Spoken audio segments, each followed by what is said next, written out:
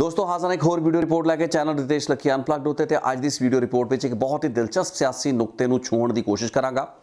महिलावां दी सियासत दे विच एंट्री दे की कारण हुंदे ने, किहड़े मापदंड या सरोकारां दे चलदे महिलावां सियासत दे विच आउंदियां ने, अपनी मर्जी दे करके, अपनी चाहत करके, अपनी एंबिशन करके, परिवारां दी मजबूरियां, लोड़ां, उन्हां दे हालात, किसी वड्डे सियासी परिवार के खिलाफ बदले की भावना या सियासी रंजिश, बदलाखोरी की भावना के नाल कुछ अजिही कार्रवाई, ये सारिया चीज़ां रिवायती तौर पर जो आप पंजाब की ही इतिहास नूं चक के देखिए उस दे विच कई सानू महिला सियासतदान इस तरीके के हालातों तो उभरदियां हुई भी नज़र आउंदियां ने। बेशक अज कांग्रेस ने उत्तर प्रदेश के 40% महिलावां लई सीटां राखवियां कीतियां ने, 40% उम्मीदवार महिलावां दे विचों ने, लेकिन वो पैमाने पंजाब दे उत्ते लागू नहीं हुंदे। ते पंजाब दे विच एक बहुत ही थलड़े पद्धर उत्ते महिलावां दी हिस्सेदारी या उन्हां दी जिहड़ी अनुपात है, उन्हां दा जिहड़ा कोटा है, अलग अलग पार्टियां ने तय किया है। वड्डियां पार्टियां कांग्रेस या आम आदमी पार्टी 10% के आस पास सीटां महिलावां नूं दे रही ने, जदों कि अकाली दल वर्गी पार्टियां दा होर भी बुरा हाल है। लेकिन अज की इस रिपोर्ट में एक बहुत ही वक्री डायमेंशन तो मैं छूना चाहांगा। तो अज मैं गल करांगा बिक्रम सिंह मजीठिया की धर्मपत्नी गनीम कौर मजीठिया के मजीठे तो इलैक्शन लड़न की पूरी इस गलबात उत्ते, क्योंकि ये जड़ा ट्रेंड है, यानी कि जदों तुहाडे पति या तुहाडे किसी भी रिश्तेदार नूं, परिवार के किसी अहम मैंबर नूं जो कि सियासी कद रखता है, जिसकी सियासत बड़ी महत्वपूर्ण है, जदों उसनूं कथित तौर पर सियासी बदलाखोरी के तहत टारगेट किया जाता है, उसनूं निशाना बनाया जाता है, उस वक्त इन्हां महिलावां नूं जो कि वड्डे सियासी परिवारां दीयां बेटियां भी हो सकदियां ने, उन्हां दी बहुआं भी हुंदियां ने, उन्हां नूं सियासत दे विच आउणा पैंदा है। गनीम कौर मजीठिया की ना तो कोई एस्पिरेशन रही होएगी पॉलिटिक्स दे विच आउण दी, ते बिक्रम सिंह मजीठिया दे नाल उन्हां दा विआह होए नूं तकरीबन 13 साल का समा हो चुका। 2009 दे विच दस्सिया जांदा विआह होया सी। सो 13 साल के इस वक्फे के दौरान कदे भी उन्होंने कोई पोलिटिकल एंबिशन नहीं रखी होगी। लेकिन हाल ही के दिनों ते कुछ हफ्ते महीने की जी कार्रवाई हुई बिक्रम सिंह मजीठिया उस ड्रग्स के केस में जदों हाउंड किया गया, उन्होंने गिरफ्तारी की तलवार उन्होंने लटकी, अदालतों वालों उन्होंने बेलां नहीं मिलियां, बेलां हाई कोर्ट तक रिजैक्ट हुई, सुप्रीम कोर्ट ने भी जो राहत दी है तो एक सीमित समय लिए दी है। चोणां खत्म होंदे ही बिक्रम सिंह मजीठिया को सरेंडर करना पएगा, उन्होंने खिलाफ केस चलेगा, मुकदमेबाजी होएगी, उन्होंने जेल दे विच भी जाना पै सकता जे हेठली अदालत भी उन्होंने बेल नहीं दिंदी, क्योंकि NDPS एक्ट का सख्त केस है। सो जदों हालात अजिहे औखे होण, संकट परिवार उत्ते आया होवे ते परिवार का होर कोई जी मैदान विच उतर ना सकता होवे, तां महिलावां नूं, बेटियां ते बहुआं नूं चोण मैदान विच उतरना पैंदा है। पंजाब और हरियाणा वर्गे सूबों के इस दियां कई मिसालां जो कि मैं आने वाली इस रिपोर्ट के इस दे अगले हिस्से के डिस्कस करांगा, देखण नूं सुणन नूं मिलदियां ने। लेकिन इसी परिवार यानी कि मजीठिया परिवार की बेटी हरसिमरत कौर बादल अज तो तकरीबन 16-17 साल पहला, उस वक्त जदों कि सुप्रीम कोर्ट के बेलां अपने पति ते अपने सौहरे प्रकाश सिंह बादल नहीं भालते हुए फिर रहे सन। मैनूं चंगी तरह याद है जदों प्रकाश सिंह बादल ते सुखबीर बादल नूं जेल दे विच बंद करता जाता है, आमदन तो बाद जायदाद भ्रष्टाचार के केस दे विच कैप्टन अमरिंदर सिंह की सरकार बनने तो कुछ साल बाद उस वक्त हरसिमरत कौर बादल नूं इन्हां केसां की पैरवी करनी पई सी। सुप्रीम कोर्ट तक मैनूं चंगी तरह याद है भी हरसिमरत कौर बादल कल्ले सी उस वक्त, पार्टी के दोवें जिहड़े लीडर सी, प्रमुख लीडर, क्योंकि पार्टी एक ही परिवार ते उस परिवार के दो ही जी होण जो पुरुष होण ते उही जे जेल के अंदर होण तां फिर पैरवी पिछों महिलावां नूं ही करनी पैंदी है। सो इन्हां हालातां दे विच एक अग्नि परीक्षा भी रही हो सकती है हरसिमरत बादल की, जो कि पहला तो सुप्रीम कोर्ट तक बेलां पालदी हुई अपने पति ते अपने सौहरे दे ले गए, लेकिन उस तो बाद जदों उन्होंने बेलां मिल जांदियां ने, जेलों तो छुट जाते हैं, परिवार यह फैसला करता है कि हरसिमरत कौर बादल भी चोण मैदान में उतरनगे, यानी कि एक्टिव पॉलिटिक्स के आणगे, जदों कि उस तो पहला हरसिमरत कौर बादल की कोई लंबी चौड़ी सियासी एंबिशन नहीं रही होंदी। तकरीबन 16 या 17 साल पहला जी स्थिति हरसिमरत कौर बादल के सामने दरपेश सी, अज उही गनीम कौर मजीठिया के सामने है। बिक्रम सिंह मजीठिया जिन्हां दा भविख इन्हां चलते हुए फौजदारी के मुकदमे, ड्रग्स के इस काफ़ी गंभीर केस, NDPS एक्ट का केस जो कि उन्होंने खिलाफ चलता पाया है, उसनूं लैके एक संकट के विच सी भी, ते आने वाले समय का भी कुछ पता नहीं। उन्होंने हालातों के विच अपनी सियासी टैरेटरी या हल्के लिए उन्होंने अपने ही परिवार के किसी मैंबर नूं अगे करना सी। बच्चे छोटे ने, सो अपनी धर्म पत्नी नूं ठीक उस तरीके नाल जिवें उन्होंने जीजा सुखबीर बादल ने हरसिमरत कौर बादल उन्होंने भैन नूं अगे किया, उस तरीके नाल उस तर्ज उत्ते अज हिस्टरी रिपीट होंदी हुई वेखी जा रही है। एक नवा सियासी जिहड़ा परिवारिक मैंबर है वो सियासत के विच पैर रख चुका है। गनीम कौर मजीठिया जिवें कि पहला जिक्र किया, कोई लंबा चौड़ा पिछौकड़ नहीं है। एक चंगी एजुकेशन दिल्ली यूनीवर्सिटी तो 1996 के पास आउट करने तो बाद वो जाते हैं लंडन के विच आर्ट्स के जो डेकोरेटिव फाइन और डेकोरेटिव आर्ट्स की एप्रीसीएशन लैके एक डिप्लोमा क्रिस्टीज़ तो करते हैं। क्रिस्टीज़ जोड़ा है वो इंग्लैंड का एक बहुत ही मशहूर अंतरराष्ट्रीय, इंग्लैंड का नहीं रादर पूरे दुनिया के एक बहुत ही ख्याति प्राप्त नीलामकार है, ऑक्शन हाउस है। दुनिया भर ਵਿੱਚ ਵੱਡੇ ਸ਼ਹਿਰਾਂ ਦੇ ਵਿੱਚ ਉਹਨਾਂ ਦੀਆਂ ਬ੍ਰਾਂਚਸ ਨੇ। ਮੁੰਬਈ ਦੇ ਵਿੱਚ ਉਹਨਾਂ ਵੱਲੋਂ ਬ੍ਰਾਂਚ ਖੋਲ੍ਹੀ ਜਾਂਦੀ ਹੈ ਤੇ 2005 ਜਾਂ 6 ਦੇ ਆਸ-ਪਾਸ ਜਦੋਂ ਕ੍ਰਿਸਟੀਜ਼ ਦੀ ਇੱਕ ਬ੍ਰਾਂਚ ਮੁੰਬਈ ਦੇ ਵਿੱਚ ਜਿਹੜੀ 96 ਦੇ ਵਿੱਚ ਖੋਲ੍ਹੀ ਗਈ ਹੁੰਦੀ ਹੈ, ਉਹ ਬੰਦ ਹੋ ਚੁੱਕੀ ਹੁੰਦੀ ਹੈ ਕਿਉਂਕਿ ਉਸ ਤਰੀਕੇ ਦਾ ਰਿਸਪੌਂਸ ਭਾਰਤ ਦੇ ਵਿੱਚ ਨਹੀਂ ਮਿਲ ਰਿਹਾ ਹੁੰਦਾ। ਇਹ ਬੇਸਿਕਲੀ ਆਰਟਸ ਦੀ ਐਪਰੀਸੀਏਸ਼ਨ ਜਾਂ ਜਿਹੜੇ ਕਲਾਕਾਰ ਹੈਗੇ ਨੇ, fine arts, decorative arts, paintings, ਹੋਰ ਜਿਹੜੇ ਸਕਲਪਚਰਸ ਹੈਗੇ ਨੇ, ਉਹ ਆਰਟਿਸਟਾਂ ਨੂੰ ਲੱਭਣਾ, ਉਹਨਾਂ ਦੇ ਜਿਹੜੇ ਪ੍ਰੋਡਕਟਸ ਹੈਗੇ ਨੇ, ਉਹਨਾਂ ਦੇ ਜਿਹੜੀ ਕ੍ਰੀਏਸ਼ਨਸ ਹੈਗੀਆਂ, ਉਹਨਾਂ ਨੂੰ ਐਗਜ਼ੀਬਿਟ ਕਰਨਾ, ਐਗਜ਼ੀਬਿਸ਼ਨਸ ਲਾਣਾ, ਇਹ ਮੇਨ ਕੰਮ ਹੁੰਦਾ ਹੈ ਕ੍ਰਿਸਟੀਜ਼ ਦਾ। ਸੋ ਕ੍ਰਿਸਟੀਜ਼ 2005 ਜਾਂ 6 ਦੇ ਵਿੱਚ ਗਨੀਵ ਕੌਰ ਮਜੀਠੀਆ, ਜੋ ਕਿ ਉਸ ਵਕਤ ਉਹਨਾਂ ਦਾ ਨਾਮ ਗਨੀਵ ਗਰੇਵਾਲ ਹੁੰਦਾ ਹੈ, ਉਹਨਾਂ ਨੂੰ ਭਾਰਤ ਦੇ ਵਿੱਚ ਆਪਣਾ ਇੱਕ ਪਰਮਾਨੈਂਟ ਰਿਪਰੈਜ਼ੈਂਟੇਟਿਵ ਬਣਾਉਂਦਾ ਹੈ, ਅਪਾਇੰਟ ਕਰਦਾ ਹੈ। ਇੱਕ ਬੜੀ ਵੱਡੀ ਗੱਲ ਹੁੰਦੀ ਹੈ ਕਿਉਂਕਿ ਕ੍ਰਿਸਟੀਜ਼ ਵੱਲੋਂ ਭਾਰਤ ਦੇ ਆਪਣੇ ਆਫਿਸ ਨੂੰ ਬੰਦ ਕਰਤਾ ਗਿਆ ਹੁੰਦਾ, ਲੇਕਿਨ ਗਨੀਵ ਕੌਰ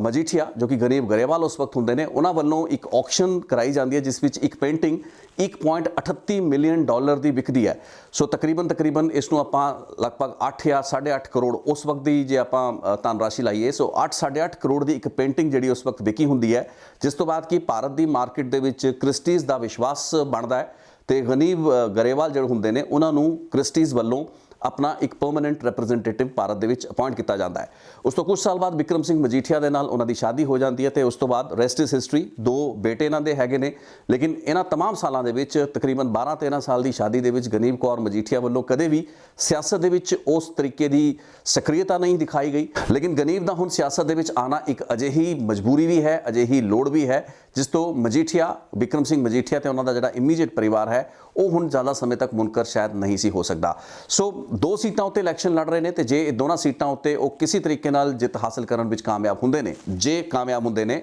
ਉਹਨਾਂ ਸਥਿਤੀ ਦੇ ਵਿੱਚ ਇਹ ਵਿਧਾਨ ਸਭਾ ਦੇ ਵਿੱਚ ਪਤੀ ਪਤਨੀ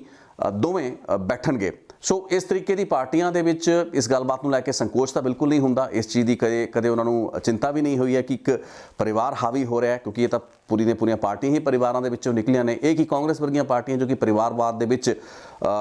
ਗੁੱਝੀਆਂ ਪਈਆਂ ਨੇ, ਡੁੱਬੀਆਂ ਪਈਆਂ ਨੇ। ਸੋ ਆਪਣੇ ਪਰਿਵਾਰਿਕ ਮੈਂਬਰਾਂ, ਆਪਣੇ ਪਤੀਆਂ ਦੇ ਮਜ਼ਬੂਤ ਸਿਆਸੀ ਪਕੜ ਦੇ ਚੱਲਦੇ ਉਹਨਾਂ ਦੀ ਜਿਹੜੀ ਸਿਆਸੀ ਵਿਚ ਹੰਟਿੰਗ ਕਥਿਤ ਤੌਰ ਤੇ ਕੀਤੀ ਗਈ, ਉਸ ਤੋਂ ਪ੍ਰੇਰਿਤ ਹੋ ਕੇ ਹੀ ਗਨੀਵ ਕੌਰ ਮਜੀਠੀਆ ਵਰਗੀਆਂ ਮਹਿਲਾਵਾਂ ਆਪਣੀ ਜਿਹੜੀ ਨਨਦ ਹੈ ਹਰਸਿਮਰਤ ਕੌਰ ਬਾਦਲ, ਉਹਨਾਂ ਦੀ ਤਰਜ਼ ਉੱਤੇ ਹੀ ਪੋਲਿਟਿਕਸ ਦੇ ਵਿੱਚ ਆਏ ਨੇ। ਕਿੰਨੇ ਕੁ ਹਾਂ ਪੱਖੀ ਇਸ ਟ੍ਰੈਂਡ ਨੂੰ ਮੰਨਿਆ ਜਾ ਸਕਦਾ ਹੈ, ਕਿਉਂਕਿ ਕਿਤੇ ਨਾ ਕਿਤੇ ਸ਼ੁਰੂਆਤ ਹੀ ਇੱਕ ਬਹੁਤ ਹੀ ਨੈਗੇਟਿਵ ਨੋਟ ਤੋਂ ਹੁੰਦੀ ਹੈ। ਬੇਸ਼ੱਕ ਇਸ ਦੇ ਵਿੱਚ ਨਾ ਤਾਂ ਗਨੀਵ ਕੌਰ ਮਜੀਠੀਆ ਦਾ ਕੋਈ ਰੋਲ ਹੈ, ਨਾ ਹੀ ਉਹਨਾਂ ਦਾ ਕੋਈ ਉਹਨਾਂ ਦੀ ਕੋਈ ਕਮੀ ਹੈ। ਪੋਲਿਟਿਕਸ ਦੇ ਵਿੱਚ ਕਿੰਨੇ ਕੁ ਉਹ ਫਿੱਟ ਜਾਂ ਮਿਸਫਿਟ ਹੁੰਦੇ ਨੇ, ਸਾਬਤ ਹੁੰਦੇ ਨੇ, ਆਪਣੇ ਹਲਕੇ ਨੂੰ ਕਿੰਨਾ ਕੁ ਸਮਾਂ ਦੇ ਸਕਦੇ ਨੇ, ਜਾਂ ਸਿਰਫ ਆਪਣੇ ਪਤੀ ਦੀ ਇੱਕ ਐਕਸਟੈਂਸ਼ਨ ਵਾਂਗ ਹੀ ਉਹ ਕੰਮ ਕਰਦੇ ਨੇ, ਇਹ ਸਾਰੀਆਂ ਗੱਲਾਂ ਬਾਤਾਂ ਤਾਂ ਮਜੀਠੇ ਦੇ ਲੋਕਾਂ ਨੇ ਹੁਣ ਵਿਚਾਰਨੀਆਂ ਹੈਗੀਆਂ ਨੇ, ਜਿਨ੍ਹਾਂ ਨੇ ਵੋਟ ਆਖਰ ਪਾਣੇ ਹੈਗੇ ਨੇ ਕਿਸੇ ਵੀ ਕੈਂਡੀਡੇਟ ਨੂੰ। ਲੇਕਿਨ ਇਹ ਫੈਕਟ ਹੈ ਕਿ ਸਾਡੀ ਇਹਨਾਂ ਰੀਜਨਲ ਪਾਰਟੀਆਂ ਦੇ ਵਿੱਚ ਜਿਹੜੀ ਮਹਿਲਾਵਾਂ ਨੂੰ ਅੱਗੇ ਲਿਆਉਣ ਦੀ ਜਿਹੜੀ ਕਵਾਇਦ ਹੈ ਜਾਂ ਰਵਾਇਤ ਹੈ, ਉਸ ਨੂੰ ਸਿਰਫ ਪਰਿਵਾਰਵਾਦ ਤੋਂ ਜੇ ਆਪਾਂ ਬਾਹਰ ਰੱਖ ਕੇ ਦੇਖਣਾ ਚਾਹੀਏ ਤਾਂ ਉਹ ਸਾਨੂੰ ਦੇਖਣ ਦੇ ਵਿੱਚ ਵੀ ਨਹੀਂ ਮਿਲਦੀ ਹੈ। ਮੈਂ ਪਹਿਲਾਂ ਵੀ ਆਪਣੀ ਕੁਝ ਰਿਪੋਰਟਾਂ ਦੇ ਵਿੱਚ ਜ਼ਿਕਰ ਕੀਤਾ, ਇਸ ਚੈਨਲ ਤੇ ਨਹੀਂ, ਨਿਊਜ਼ ਡੇਟਲਾਈਨ ਪੰਜਾਬ ਦੇ ਉੱਤੇ ਜਦੋਂ ਮੈਂ ਮਹਿਲਾਵਾਂ ਦੀ ਰਿਪੋਰਟ ਬਣਾਈ ਸੀ ਤਾਂ ਅਕਾਲੀ ਦਲ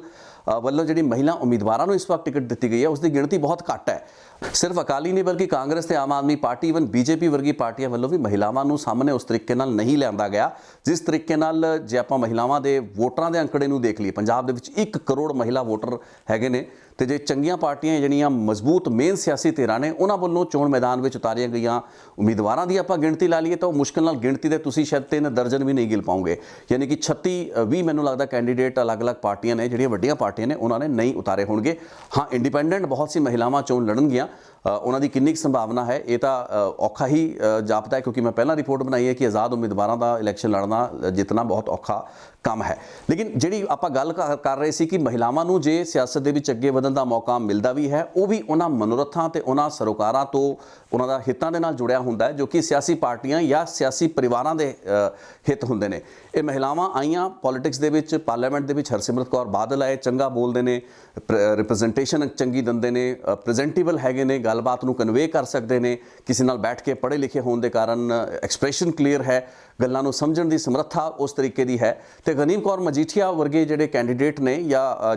ਜੋ ਐਮਐਲਏ ਬਣਦੇ ਨੇ, ਉਹਨਾਂ ਤੋਂ ਵੀ ਐਕਸਪੈਕਟੇਸ਼ਨ ਇਹੀ ਹੈ ਕਿਉਂਕਿ ਪੜ੍ਹੇ ਲਿਖੇ ਹੋਣ ਦਾ ਇੱਕ ਬਹੁਤ ਅਸਰ ਪੈਂਦਾ ਹੈ। ਲੇਕਿਨ ਵੱਡਾ ਸਵਾਲ ਇਹ ਹੈ ਕਿ ਪਰਿਵਾਰਾਂ ਦੇ ਵਿੱਚ ਹੀ ਜਾਂ ਪਰਿਵਾਰਾਂ ਦੇ ਆਪਣੇ ਜਿਹੜੇ ਵਿਅਕਤੀਗਤ ਮਨੋਰਥ ਹੁੰਦੇ ਨੇ, ਉਹਨਾਂ ਦੀ ਪੂਰਤੀ ਲਈ ਹੀ ਇਹਨਾਂ ਮਹਿਲਾਵਾਂ ਨੂੰ घर ਦੀ ਨੂੰਹ ਨੂੰ ਜਾਂ ਘਰ ਦੀ ਬੇਟੀ ਨੂੰ ਆਪਾਂ ਅੱਗੇ ਲੈ ਕੇ ਆਉਂਦੇ ਹਾਂ। ਅਦਰਵਾਈਜ਼ ਇਹ ਮਹਿਲਾਵਾਂ ਸ਼ਾਇਦ ਜੇ ਇਹ ਬਦਲਾਖੋਰੀ ਦੇ ਕੇਸ ਸੁਖਬੀਰ ਬਾਦਲ ਜਾਂ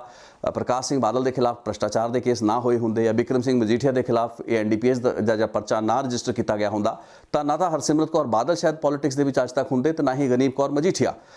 मैं गुआढ़ी सूबे की भी इत्थे गल कर ला क्योंकि मैं हरियाणा का जिक्र किया सी। गुआढ़ी सूबे हरियाणा के जे आपां देख लीए चौटाला परिवार की गल कर लीए क्योंकि उन्होंने सियासत भी खेतरी सियासत है, परिवार के नाल जुड़ी हुई सियासत है, ठीक उस तरीके की सियासत है जिवें प्रकाश सिंह बादल की सियासत है। बादल के एक बेटे है सुखबीर सिंह बादल, लेकिन चौटाला के 2 बेटे ने। अजय चौटाला ते ओम प्रकाश चौटाला जेल में हुंदे ने, टीचरां दी भर्ती दे घोटाले दे विच उन्हां नूं जेल हुंदी है, हुण हाल ही विच छुट के आए ने। लेकिन उस तो पिछों जिहड़े इलैक्शन हुंदे ने उस विच उन्हां दे जिहड़े पोते हुंदे ने, दुष्यंत चौटाला जो कि अज हरियाणा के डिप्टी चीफ मिनिस्टर ने, अपनी JJP पार्टी दा गठबंधन BJP नाल करके आए ने, सरकार बनाई है। तो उन्हां दी जिहड़े माता हैगे ने यानी कि नैना चौटाला वो भी विधायक है ने, उन्होंने मैदान में उतारा गया। उस तो पहले एक एग्जाम्पल मिलता है बंसी लाल का जो कि हरियाणा के चीफ मिनिस्टर होंगे सन, लेकिन बंसी लाल की मौत तो बाद तो उन्होंने बेटे सुरिंदर जिहड़े चौधरी सी उन्हों की मौत हैलीकॉप्टर क्रैश के हो जाती है। उस तो बाद उन्हों की जिहड़ी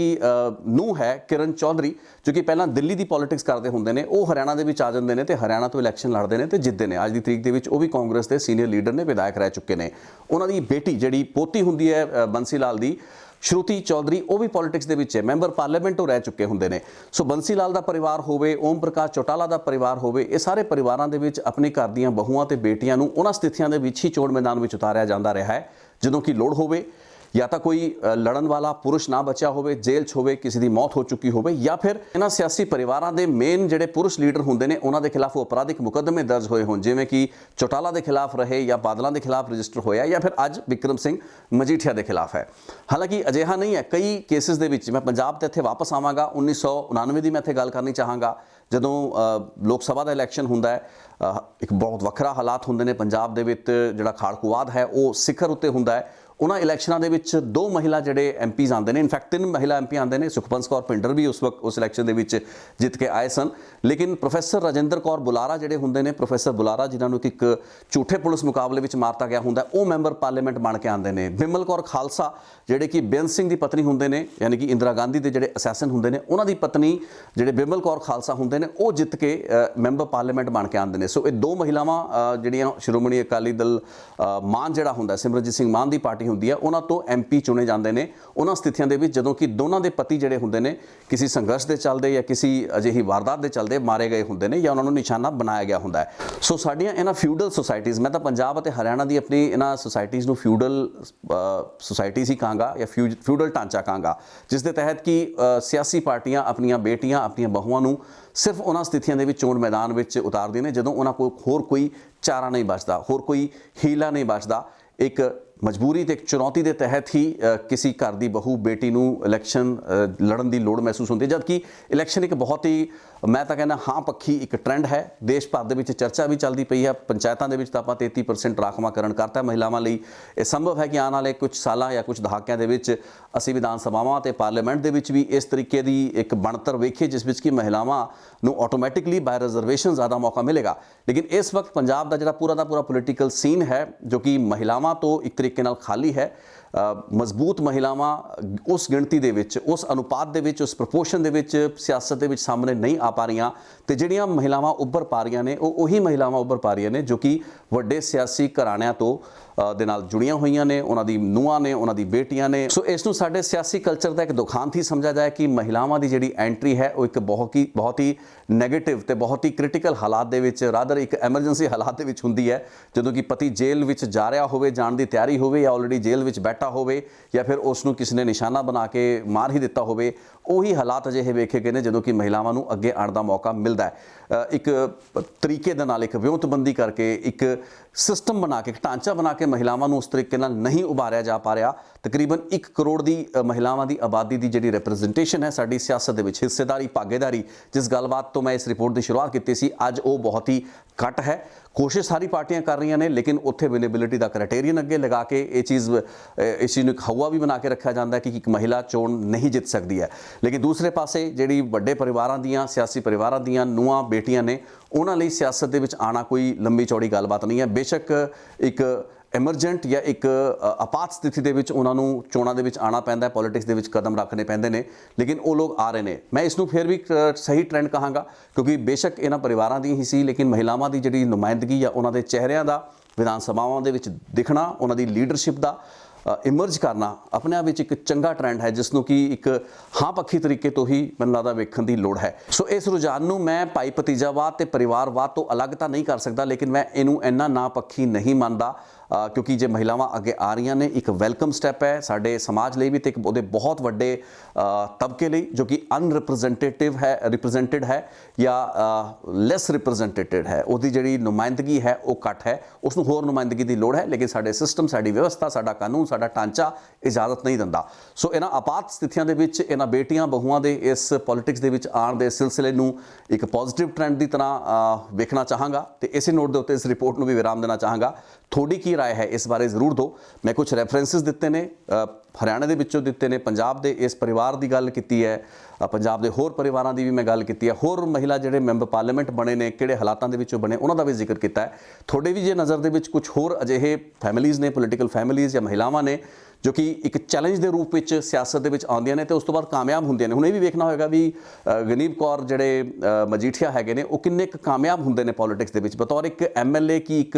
ਫਿਗਰ ਹੈਡ ਬਣ ਕੇ, ਇੱਕ ਚਿਹਰਾ ਬਣ ਕੇ, ਇੱਕ ਬਿਕਰਮ ਸਿੰਘ ਮਜੀਠੀਆ ਦੀ ਐਕਸਟੈਂਸ਼ਨ ਬਣ ਕੇ ਰਹਿ ਜਾਂਦੇ ਨੇ, ਜਾਂ ਫਿਰ ਉਹ ਆਪਣਾ ਜਿਹੜਾ ਉਹਨਾਂ ਦਾ ਆਪਣਾ ਵਿਅਕਤਿਤਵ ਹੈ, ਆਪਣੀ ਪਰਸਨੈਲਿਟੀ ਹੈ ਜੋ ਕਿ ਆਪਾਂ ਕ੍ਰਿਸਟੀਜ਼ ਦੇ ਉਹਨਾਂ ਨਿਲਾਮ ਘਰਾਂ ਦੇ ਵਿੱਚ ਜਿਸ ਤਰੀਕੇ ਨਾਲ ਉਹਨਾਂ ਨੇ ਬਹੁਤ ਸਕਸੈਸਫੁਲੀ ਕਈ ਬੜੀਆਂ ਮਲਟੀ ਮਿਲੀਅਨ ਜਿਹੜੀਆਂ ਆਕਸ਼ਨਸ ਹੋਈਆਂ, ਜਿਸ ਤੋਂ ਬਾਅਦ ਕ੍ਰਿਸਟੀ ਨੇ ਵਾਪਸ ਭਾਰਤ ਦੇ ਵਿੱਚ ਆਪਣਾ ਦਫ਼ਤਰ ਖੋਲ੍ਹਣ ਦਾ ਮਨ ਬਣਾਇਆ, ਫੈਸਲਾ ਲਿਆ। ਸੋ ਉਹਨਾਂ ਦਾ ਪਰਫਾਰਮੈਂਸ ਆਪਾਂ ਵੇਖਿਆ, ਲੇਕਿਨ ਪੋਲਿਟਿਕਸ ਦੇ ਵਿੱਚ ਹੁਣ ਉਹ ਕਿਵੇਂ ਪਰਫਾਰਮ ਕਰਦੇ ਨੇ, ਕੀ ਉਹਨਾਂ ਦੀ ਕੰਟਰੀਬਿਊਸ਼ਨ ਮਜੀਠੇ ਜਾਂ ਫਿਰ ਪੰਜਾਬ ਦੀ ਪੋਲਿਟਿਕਸ ਦੇ ਵਿੱਚ ਹੋ ਸਕਦੀ ਹੈ, ਇਹ ਵੇਖਣਾ ਬਾਕੀ ਹੋਏਗਾ। ਸੋ ਵੈਲਕਮ ਹੈ, ਅਜਿਹੇ ਜਿਹੜੇ ਲੋਕ ਹੈਗੇ ਨੇ ਇਹ ਆਉਂਦੇ ਨੇ ਪੋਲਿਟਿਕਸ ਦੇ ਵਿੱਚ, ਚੰਗੀ ਗੱਲ ਹੈ। ਹੋਰ ਮਹਿਲਾਵਾਂ ਨੂੰ ਆਉਣਾ ਚਾਹੀਦਾ ਹੈ। ਹੋਰ ਵੀ ਜਿੰਨੀਆਂ ਮਹਿਲਾ ਉਮੀਦਵਾਰਾਂ ਲੜ ਰਹੀਆਂ ਨੇ, ਬਹੁਤ ਅੱਛੀ ਮਹਿਲਾ, ਬਹੁਤ ਪੜ੍ਹੀਆਂ ਲਿਖੀਆਂ ਮਹਿਲਾਵਾਂ ਜਿਹੜੀਆਂ ਜਿਨ੍ਹਾਂ ਨੂੰ ਵੀ ਟਿਕਟ ਦਿੱਤੀ ਗਈ ਹੈ, ਚਾਹੇ ਉਹ ਆਮ ਆਦਮੀ ਪਾਰਟੀ ਨੇ ਦਿੱਤੀ ਹੈ, ਕਾਂਗਰਸ ਵੱਲੋਂ ਵੀ ਕਈ ਅੱਛੀਆਂ ਮਹਿਲਾ ਉਮੀਦਵਾਰਾਂ ਨੂੰ ਟਿਕਟਾਂ ਦਿੱਤੀਆਂ ਗਈਆਂ ਨੇ। ਸੋ ਸਾਰੀਆਂ ਦਾ ਖੈਰ ਮਕਦਮ ਹੈ, ਵੈਲਕਮ ਹੈ and we expect best out of them. ਬੇਸ਼ੱਕ ਸਿਆਸੀ ਪਾਰਟੀਆਂ ਵੱਲੋਂ ਟਿਕਟ ਹਾਸਲ ਕਰਨ ਵਾਲੀ ਮਹਿਲਾਵਾਂ ਦੀ ਗਿਣਤੀ ਕਾਫੀ ਘੱਟ ਰਹੀ ਹੋਵੇ, ਉਮੀਦਵਾਰਾਂ ਦੀ ਗਿਣਤੀ ਵੀ ਘੱਟ ਰਹੀ ਹੋਵੇ, ਲੇਕਿਨ ਜੇ ਜ਼ਿਆਦਾ ਇਹਨਾਂ ਵਿੱਚੋਂ ਹੀ ਜੇ ਜ਼ਿਆਦਾ ਗਿਣਤੀ ਦੇ ਵਿੱਚ ਮਹਿਲਾਵਾਂ ਵਿਧਾਨ ਸਭਾ ਪਹੁੰਚਣਗੀਆਂ ਤਾਂ ਮੈਨੂੰ ਲੱਗਦਾ ਇੱਕ ਚੰਗੀ ਰਿਵਾਇਤ ਦੀ ਸ਼ੁਰੂਆਤ ਵੀ ਹੋਏਗੀ, ਇੱਕ ਚੰਗਾ ਕਲਚਰ ਤੇ ਉਹਨਾਂ ਸਿਆਸੀ ਪਾਰਟੀਆਂ ਲਈ ਵੀ ਇੱਕ ਚੰਗੀ ਸੇਧ ਹੋਏਗੀ, ਸਬਕ ਹੋਏਗਾ ਕਿ ਜ਼ਿਆਦਾ ਮਹਿਲਾਵਾਂ ਨੂੰ ਉਤਾਰਨ, ਜਿੱਤ ਦੀ ਗੁੰਜਾਇਸ਼ ਜ਼ਿਆਦਾ ਹੈ। ਸੋ ਉੱਤਰ ਪ੍ਰਦੇਸ਼ ਦੇ ਵਿੱਚ ਜੋ ਕਾਂਗਰਸ ਕਰ ਰਹੀ ਹੈ, ਪੰਜਾਬ ਦੇ ਵਿੱਚ ਜਾਂ ਹੋਰ ਸੂਬਿਆਂ ਵਿੱਚ ਨਹੀਂ ਕਰ ਰਹੀ ਹੈ, ਇਸ ਮਾਡਲ ਨੂੰ ਹੋਰ ਪਾਰਟੀਆਂ ਨੂੰ ਹੋਰ ਸੂਬਿਆਂ ਦੇ ਵਿੱਚ ਰੈਪਲੀਕੇਟ ਕਰਨ ਦੀ ਵੀ ਲੋੜ ਹੈ ਤੇ ਭਾਰਤ ਦੇ ਸੰਵਿਧਾਨ ਤੇ ਕਨਸਟੀਟਿਊਸ਼ਨ ਦੇ ਵਿੱਚ ਵੀ ਉਸ ਤਰੀਕੇ ਦੇ ਨਾਲ ਬਦਲਾਅ ਦੀ ਲੋੜ ਹੈ ਜਿਸ ਤਹਿਤ ਕਿ ਆਪਾਂ ਪੰਚਾਇਤਾਂ ਦੇ ਵਿੱਚ ਮਹਿਲਾਵਾਂ ਦੀ ਨੁਮਾਇੰਦਗੀ ਜਾਂ ਉਹਨਾਂ ਦਾ ਰਾਖਵਾਂਕਰਨ ਵੇਖ ਰਹੇ ਹਾਂ, ਲੇਕਿਨ ਉਤਲੇ ਲੈਵਲ ਉੱਤੇ ਜਿੱਥੇ ਸਰਕਾਰਾਂ ਬਣਨੀਆਂ ਨੇ, ਸੂਬਿਆਂ ਦੀਆਂ ਸਰਕਾਰਾਂ, ਕੇਂਦਰ ਦੀ ਸਰਕਾਰ, ਉੱਥੇ ਮਹਿਲਾਵਾਂ ਲਈ ਕੋਈ ਵੀ ਰਾਖਵਾਂਕਰਨ ਨਹੀਂ ਹੈ। ਸੋ ਇਸ ਨੋਟ ਦੇ ਉੱਤੇ ਇਸ ਰਿਪੋਰਟ ਨੂੰ ਵਿਰਾਮ ਦਿੰਦਾ। ਬਹੁਤ ਬਹੁਤ ਧੰਨਵਾਦ ਇਸ ਰਿਪੋਰਟ ਨੂੰ ਵੇਖਣ ਲਈ। ਆਪਣੀ ਸਜੈਸ਼ਨ, ਆਪਣੀ ਫੀਡਬੈਕ, ਆਪਣੇ ਕਮੈਂਟ, ਆਪਣੇ ਖਿਆਲ, ਆਪਣੇ ਜਿਹੜੇ ਵਿਊਜ਼ ਨੇ ਉਹਨਾਂ ਨੂੰ ਸਾਂਝਾ ਜ਼ਰੂਰ ਕਰੋ ਕਮੈਂਟ ਸੈਕਸ਼ਨ, ਕਮੈਂਟ ਬਾਕਸ ਦੇ ਵਿੱਚ। Thank you so much. Ritesh ਲਖਿਆ ਅਨਪਲੱਗਡ ਨਾਲ ਬਣੇ ਰਹੋ।